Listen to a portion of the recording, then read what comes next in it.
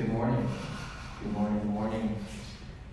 Welcome to Simply SaaS, and we're excited today to interview Matt of Softgiving and learn a little bit more about his story. So thanks everyone for joining us this morning, and then also all the folks that are going to be watching later on. So Matt, thank you for your time, and we're excited to learn more about Softgiving and your entrepreneurial journey. I find it so fascinating, the narrative of the entrepreneur, right? The decisions they've had to make over the years to get to where they are today. And before we dive into that, let's just give everyone a quick overview of Softgiving, what it is right now, and then we'll kind of step back and go all the way, start at the Boys and Girls Club. But first, just give us a quick, what is Softgiving? Describe your business to us today, and then we'll bring all the listeners to how you got there. Sounds great. My name is Matt Pfaltzgraf. I'm founder of Softgiving. Really appreciate the ATV for putting on this event. It's an honor to be able to speak to everybody today, starting off with a reserve desk about 2 years ago, and now being in this position. It's pretty fun to be a part of. A little bit about Softgiving. So we create alternative fundraising solutions for nonprofits, and our goal and what we aim to do is to help nonprofits reach those donors that are not participating in a recurring fashion today, and widen their donor base so that they can reach the next generation of donors and help them grow their recurring revenue so that they can provide more services to their communities. Fantastic. We'll dive deeper into the elements of the business in terms of team size and customers later. Let's start with, when did you know you were going to be an entrepreneur? So, being an entrepreneur, I don't think it's, now that I can reflect back on it and think about things that were going on, I can see it was probably when I was at the Boys and Girls Club when I was a kid. I wasn't thinking of it as being an entrepreneur at the time. I was just thinking about how I could make some money. And during that time when I was at the Boys and Girls Club, my brother and I would go in the mornings and the afternoons, and a big thing that we did was trading baseball cards, and wheeling and dealing, trading, selling them amongst other participants.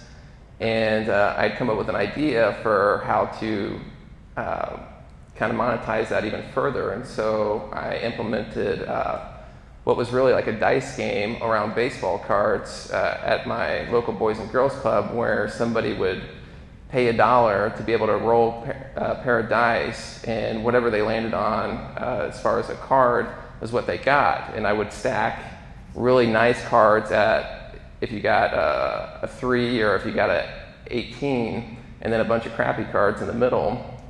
And it was a very effective tool that I ended up getting shut down because I was taking everybody's lunch money for a couple weeks. What age was this? This was 9. 9? Okay.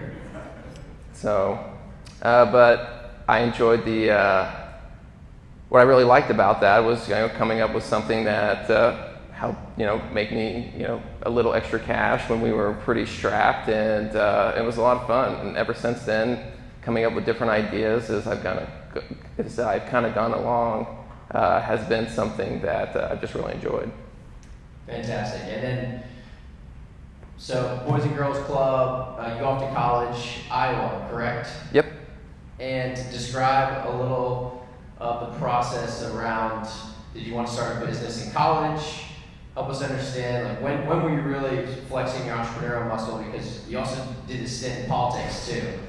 Correct. Yeah. That's funny. It doesn't seem like you'd be a political veteran up on stage, but here we are. Yeah, my story doesn't make any sense at all. But when I was at the University of Iowa, every day I would walk by the university bookstore, and they sold T-shirts, 3 for $20. And at this time, I had been kind of an active user on eBay for a couple years, and I would go and look at different merchandise and things, and I would see that all these T-shirts were being sold for $20, $25. And when it just kind of struck me one day, I could go and buy these T-shirts for 3 for $20, and then go right home and take a couple pictures with a an old brick of a digital camera, post them on eBay, mark them up to $20, $25 each themselves, and eventually started making quite a bit of money doing that. I was the largest seller of Hawkeye apparel on eBay for a semester. So are we talking like a couple $100, or are we talking tuition money? It was rent money. It was rent money. So I ended up specializing in extra large t-shirts. So I would sell 3X, 4X, 5X, because that is what people in Iowa really needed. And it just kind of took off from there. A lot of corn. A lot of corn. A lot of carbs. So I did that for quite a while, ended up connecting with a distributor. They ended up mailing the t-shirts out for me, so I would just be processing the orders off eBay. That way I didn't have to carry 100 t-shirts in my very tiny apartment. And it just kind of took off from there. And we had a good year. The Hawkeyes did really well, so sold more t-shirts. And from that, that ended up wrapping up. I was also very involved in politics at the time. Growing up in Iowa, you have the caucuses every 4 years where every political candidate around comes and tries to get elected president. And so during that time in high school, I had interned for the governor. I'd been involved in different campaigns. Ended up at Iowa, where I ran a student body president campaign and got one of my friends elected. Used that to get a position in student government, where I was the government relations liaison. Ended up uncovering a bunch of issues with credit card related marketing and predatory lending of credit cards.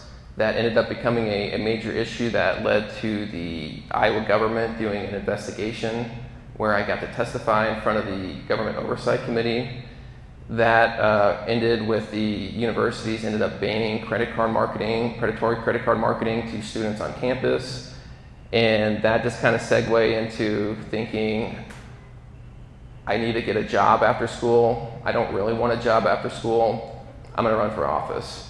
And so I ended up running for state representative. I won the primary and ended up getting the most votes in Iowa State House history for a candidate who did not win. Wow. So let's unpack that a little bit. The decision to run, but before then you were helping the campaign for your friend in student government, Mm-hmm. right? And so you developed all these great relationships. Is this the first time that you were exposed to the credit card industry and the payment processing industry that is likely could have spawned Softgiving today? Yeah, absolutely. So I was walking around campus and I was offered a free pita from Pita Pit to sign up for a credit card, and told that if you sign up for this credit card, it's going to benefit the university.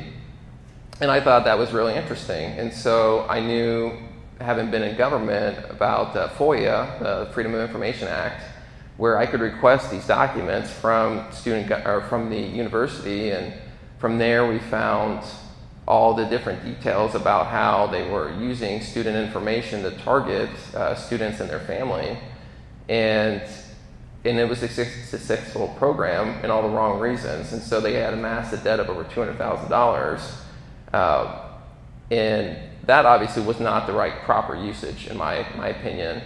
However, it did show me how the financial system was working, how payments was really impacting individuals, and how certain marketing campaigns, lead people to engaging in various different products. And a lot of the lessons we learned there are now being applied to Softgiving, where instead of doing it, in a negative way, we're putting a positive spin on it.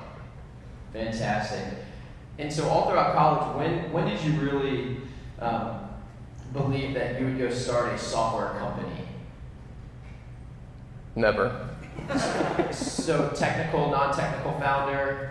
Non-technical, very non-technical. Very non-technical. Okay, I want to, as we dive into the MVP of Softgiving, I want to understand the decision-making process around how you built the first MVP. But before that, so you studied history? Business and political science. Business and political science. Okay, so graduated college, didn't want a job. Did not graduate college. Did not graduate college. Okay. Didn't graduate college. No. Nice. Any regrets there? None. Yeah, I didn't think so. So you ran, got the most votes, didn't get elected, and then what? And so at that time, I was only 23 and had never had a full-time job before, and I had been presented with an opportunity to work for this company called PFM, Public Financial Management, and what we did was work with distressed school districts, cities, state governments around the country when the financial recession was hitting. And so we would be airdropped into St. Louis Public Schools, Detroit Public Schools, City of New Orleans, and we would go through and help them analyze like their financial situation and create these very intensive plans for them to be able to rectify their financial situation. And so we had to make a lot of hard decisions. We had to understand, very complex budget models in a very short period of time, and it just got me, obviously thinking more and more about, just how various different decisions are impacting our everyday lives. Absolutely. And so walk us through Iowa to Atlanta to Softgiving, and let's start. I want to understand what made you say, all right, I'm ready to go start a company, right? So many entrepreneurs out there are wondering, all right, well, when is the right time to go start a company, right? Is it in college? Is it after college? Do I drop out? Just yesterday I was talking to an entrepreneur, and she was thinking about getting her MBA, and she's like, look, I want to go start this company, but it's going to cost, X dollars, and this program for my MBA is $65,000, and right now she is trying to figure out, does she go start a company? Does she go into more schooling? Help us understand your decision to go just start the company post real job. Sure. So with any kind of like entrepreneurial kind of endeavor I've taken, it's always been an idea that just gets stuck in my head that I just can't shake. And it just stays there and it just festers, and I think about it 24/7. And I apply other concepts, and I look at other businesses, and just my day-to-day interaction, I think, how does this apply to what problem I'm trying to solve here? And so after PFM, I worked at SHAZAM, a card network in Des Moines, Iowa, where I was their director of their payment association. I was one of 17 directors around the country that worked on ACH rules under NACHA. And I was the youngest one by probably 30 years, as part of that group. And I just sat there and I listened for the first year of the conversations that people were having and the problems they were kind of trying to solve. And everybody was just trying to solve things the same old way that they always had. And they just had not recognized that the world was changing.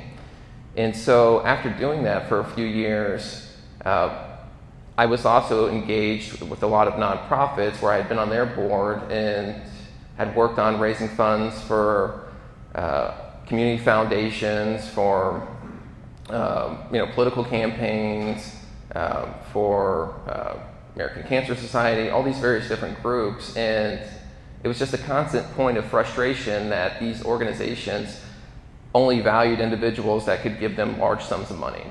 And I was somebody that was, still in my 20s. All my peers were in their 20s as well. Nobody had large sums of money to be able to give to an organization. They also focused on people writing checks.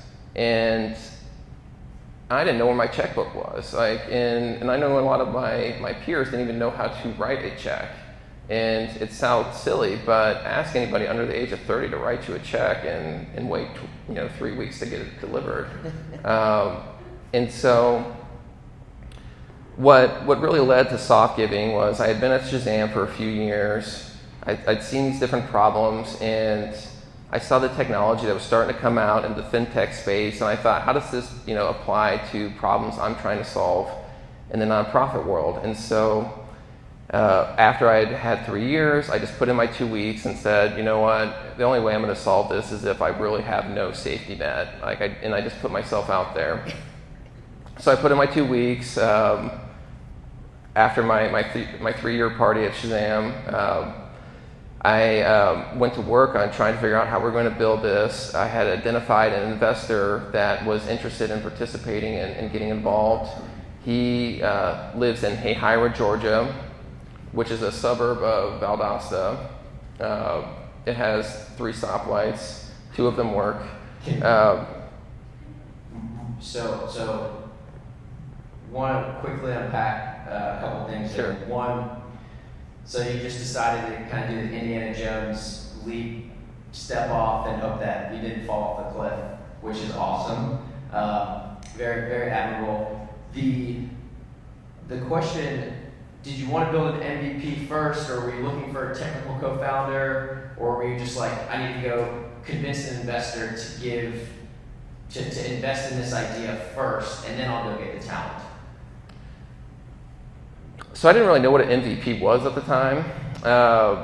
All I knew is I wanted to build software, and I wanted to build software to build a solution that I was trying to get out into the marketplace. And so my first thought was develop the idea, try to identify people that I knew in my circle that could be potential investors, and then begin a dialogue with them talking about what the vision is and what we're trying to accomplish. Once that occurred, then I had to learn as I went. And so learning about how to structure like term sheets, how to do investments, how to build a company, it was really no different than what I had done before, where I'm just learning as I go. And so. And are you still in Iowa at this time, or have you moved to Atlanta? Still in Iowa. But you find an investor and hire them. So I had one that was interested and that had committed to doing my first seed round. But then I learned very quickly there's a big difference between an investor saying that they're interested in giving you an investment and them actually writing you the check.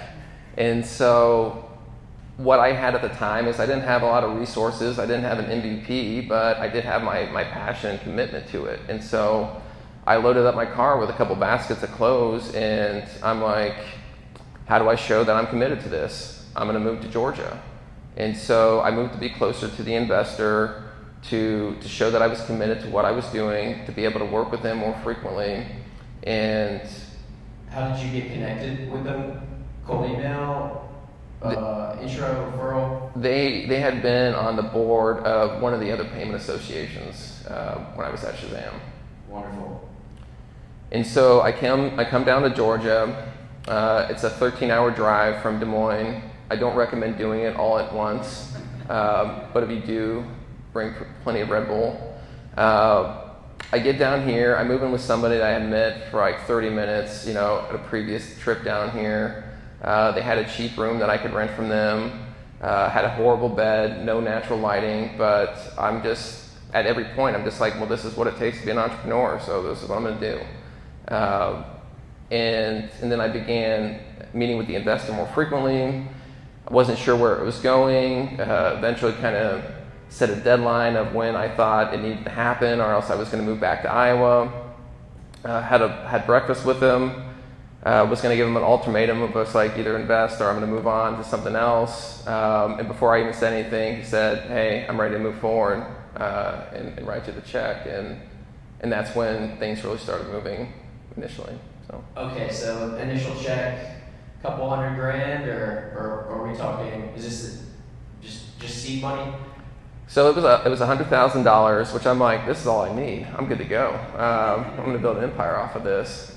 Turns out that's not the case. So you leave the breakfast meeting with a $100K check, and you're like, yes, we're sitting here toe tapping, and then you're like, all right, now I've pitched this whole vision. Now I've got to do. The next step is find someone who can build it. Right. So I had a development shop identified. They had quoted me a really great price at the time and a great turnaround time. None of it turned out to be true. It ended up going excessively over budget, took way longer to get going, and we never did actually end up deploying that software, despite it costing a lot of money to get built, just because it wasn't going to be successful. It had too many deficiencies, and by that time. Do you remember what you paid for it? I don't want to think about it. Sore subject, but it was basically all that $100,000 went to paying for crappy software. You're not alone. So, okay, lesson number one. Then what? So I had identified a couple additional investors. We had more interest from different nonprofits that we were looking to work with. Was able to leverage that to raise more funds. Was able to then hire a second group of developers to come in and build the product. That was like marginally better. We made new mistakes, tried not to make old ones, but we actually had then a product that we could get out into the marketplace and get into customers' hands. And is it fair to say that the majority of your customer discovery was done during your time as the director? Where was the majority of your customer discovery done to find the first, let's say 10 unaffiliated paying customers? Sure. So really just how that worked is when I went into starting this, like I had a lot of like beliefs of like how I thought the nonprofit space worked. I thought, oh, if you build this like great solution, they're trying to raise funds. They're really good at raising money, so you just need to build a solution and get it in their hands, and then the donations will come. Turns out most nonprofits are really horrible about raising money. If you give them something, they need an extensive network around them and support in order to raise funds. And so we were able to identify early customers. Our first paying customer was Boy Scouts of Seattle. And we were able to identify additional ones just through interpersonal like relationships that we would have, introductions that would be made, friends that I knew that worked at different nonprofits. We didn't have any marketing. We didn't really know what we were doing, but we were just talking to people and trying to engage them and just learning as we were going. And so I'd like to say that it was like really well thought out, but it wasn't. Yeah, that's the typical entrepreneur journey. So let's talk about the dynamics of raise $100,000, get not even an MVP, still have the fortitude to go in and pitch the vision to other investors, get more money, get a MVP that's sellable, right? I mean, so you got $5,000 in the bank, and in Atlanta, like talk to us about that and where you digging deep in the perseverance to still believe in your product and still believe in the vision to go out and sell even more investors to that. Help us understand, is that innate? Is that the belief? Yeah. So again, like I've known since day one this is going to be successful. I mean, I've never had like a day go by where I didn't believe that this was going to be a huge success. But what I knew is that there was going to be a number of different difficulties just kind of getting to what success was, and knowing and through the previous experience that I had, knowing that there was just going to be bumps in the road, and there's going to be times where we're not sure like what we're doing or how to do it. And so the biggest thing for us was just surviving long enough to be in a place where we can be successful. And that's all that really mattered, because as long as we were still a company and we were still moving forward, then we'd get to where we needed to be. And it turned out 100% true. Yep. Boys and Girls Club of Seattle. Tell us about some of your other earlier customers, how you acquired them. Sure. So we had Girl Scouts of Iowa. Personal relationships right now. Mm-hmm. Right? Mailbox Club of Valdosta. United Way of Valdosta. I'm trying to think of some other ones. Meals from the Heartland, just like a lot of mostly pretty small nonprofits, just kind of dotted around the country. And then how many customers today? So I think we're at around 40 or so customers, but the business model changed in all of this. And so we thought in order to be successful, we had to target smaller nonprofits and engage them to get us to a critical mass. And we thought you had to start with small, and then long down the line, you'd then go after the larger ones. What we learned earlier this year is we were able to get a relationship with Mississippi Public Broadcasting. They did a one-day drive with us. It was very, very successful. It boosted our confidence in what we were doing and how we were doing it. And then just a few short months later, we go from our largest customer raising $5 million a year to our largest customer raising $1.3 billion a year.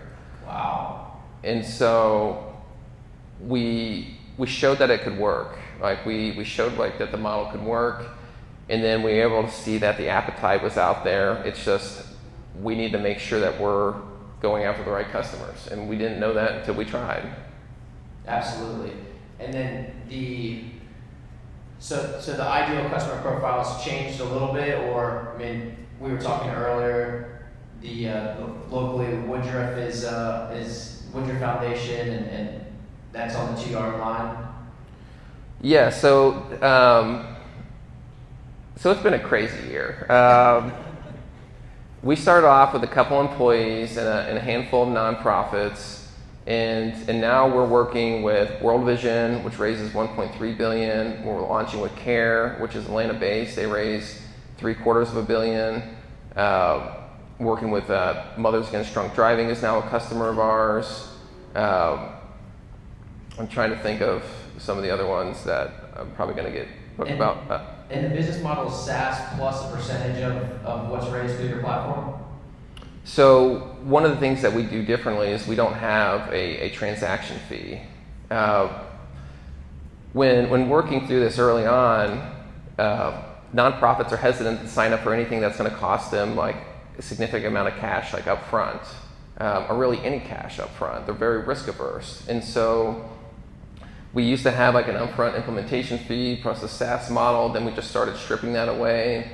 And now we do a per user fee. And so we charge a flat amount per donor, and regardless of how much that donor gives.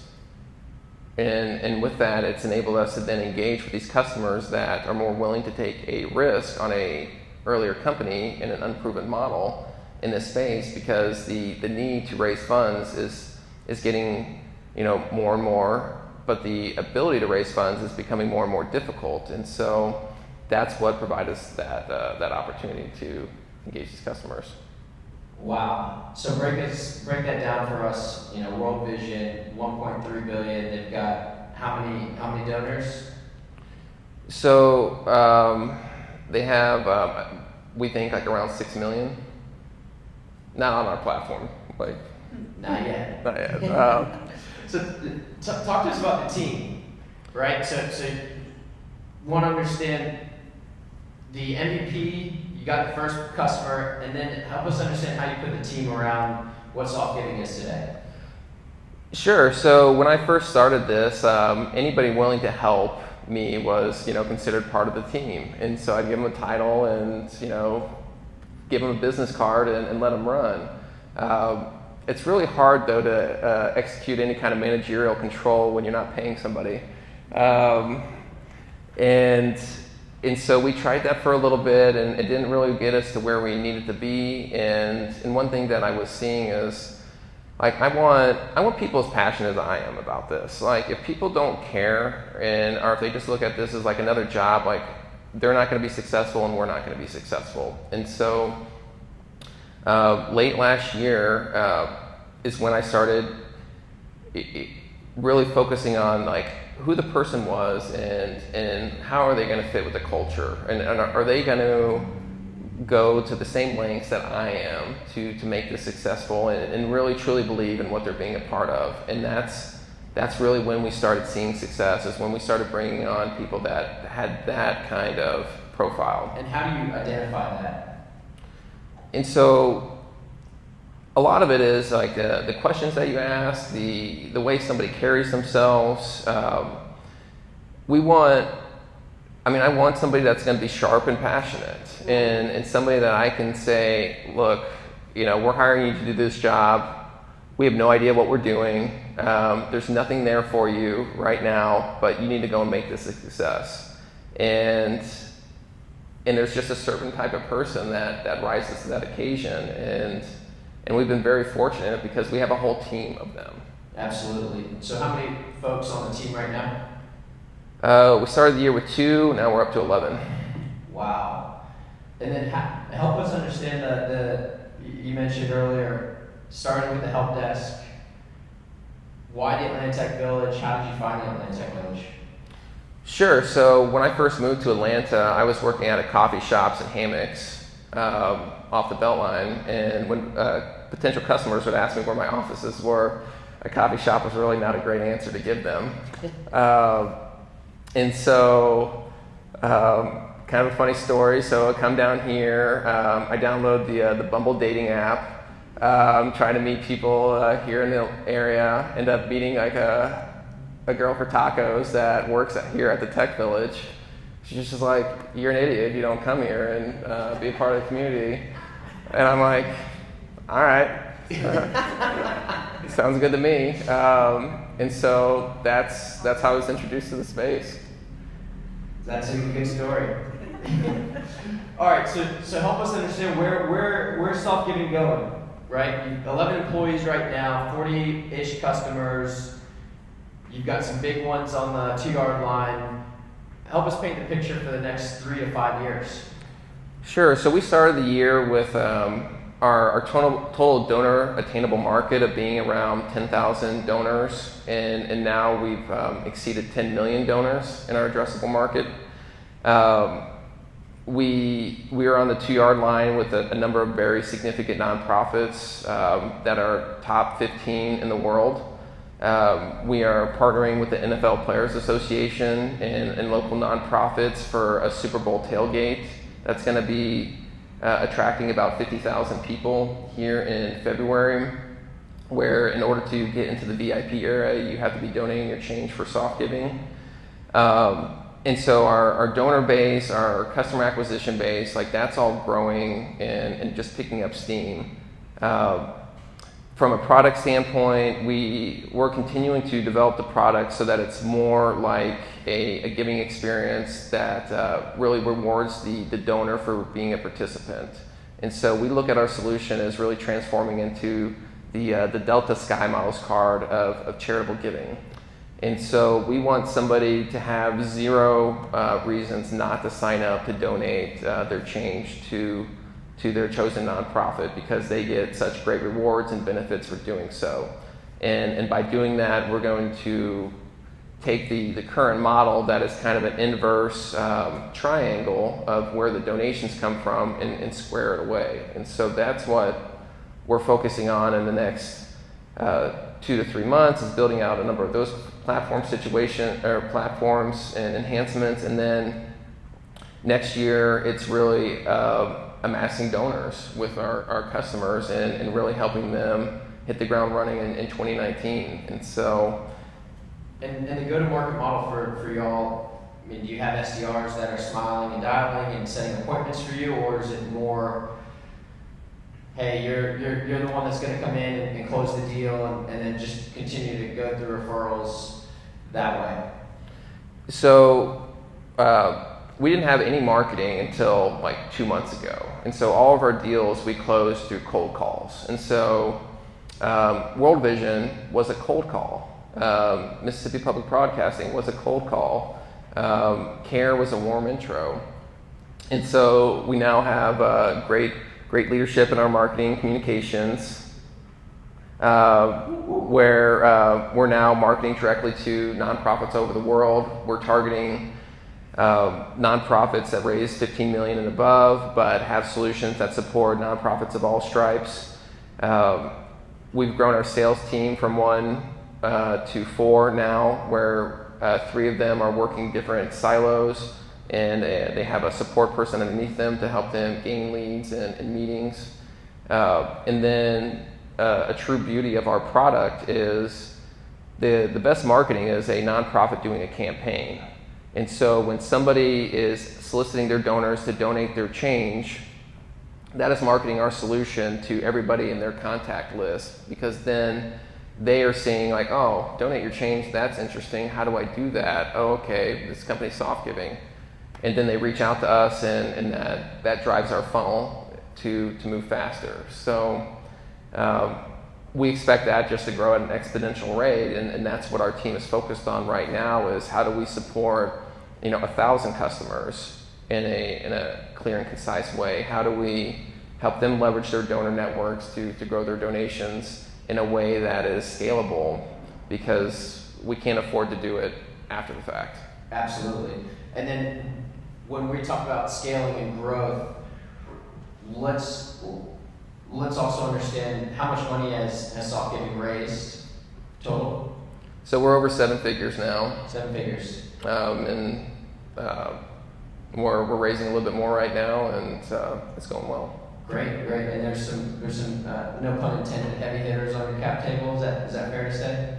Yes. So my current investors and board members, one's a former professional baseball player, J.D. Drew out of South Georgia. One was the founder of Gold Leaf Technologies, which was sold to Jack Henry and Associates and Equifax.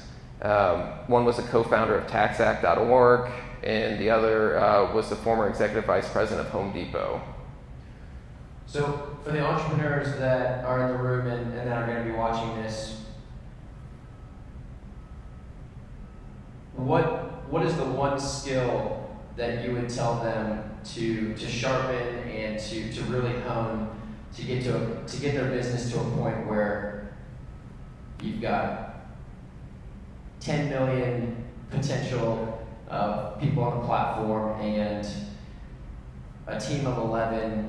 What's the one thing that has made all of this work from a characteristic point of view? Sure. So I would say like the key to our success and what they would need to focus on is any successful entrepreneur needs to be able to look at other markets, other products, other companies, and be able to take good ideas that they are doing and combine them into what you're doing and to make the company that you want to have. And so none of the stuff that we do on its surface is, I would say, particularly innovative. Like what we do though is we take other innovation that's been applied to other spheres and apply it to our own business model. And so in order to do that, you have to have a great grasp of what other industries and what other markets are doing, because if you're just studying your own vertical, you're just going to be doing the exact same thing that everybody else was doing. And the greatest compliment that we get when we go into a meeting with a nonprofit is them saying that we've studied 10 other organizations like in your space, and you guys are the only ones that do it this way, and they challenge us for why we do it that way. And that's truly what will differentiate your company from everybody else's. It'll give you that path to being successful quicker than the others, and then it also gives your team something to rally around, because nobody wants to be the same. Like nobody becomes an entrepreneur and works at a startup to do the same thing as everybody else. Absolutely. Wow, that was really good. I want to make sure be respectful of time. How are we doing on time? We're good? Is it time for questions? Let's give Matt a round of applause.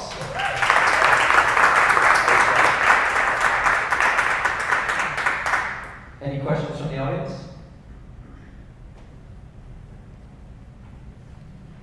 Yes, so just some questions on like how the payment processing actually works. So the customer would link their cards to your platform. You're not issuing your own branded card.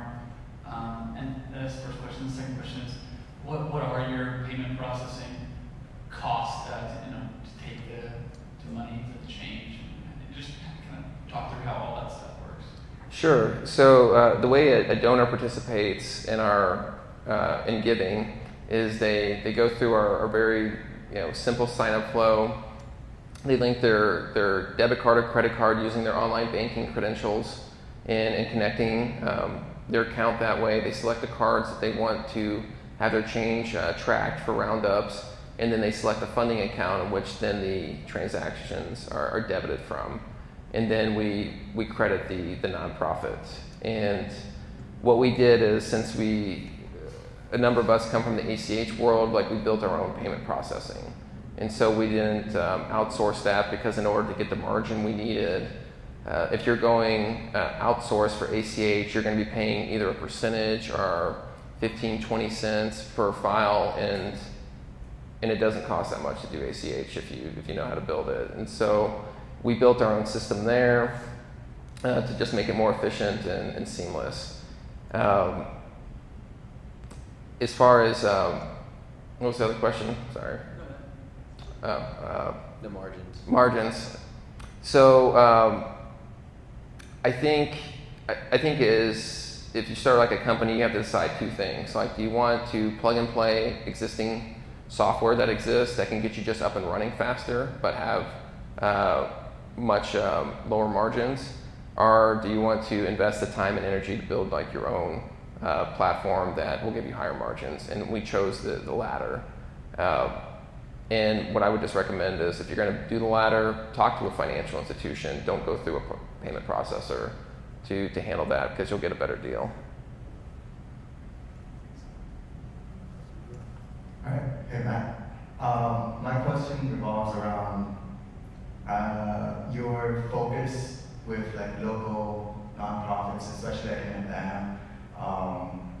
Do you guys have a focus on like local nonprofits and kind of being relevant, like staying relevant to the local community here? Yeah, absolutely. So we work with a number of like local nonprofits, and they've really been kind of a great part of like our success, because it enabled us to test a lot of our solutions early on in kind of a more alpha beta scenario. And so what we're trying to do is we're trying to build our solution so that regardless of the size of the organization, they have access to the same capabilities. And so we're trying to democratize giving.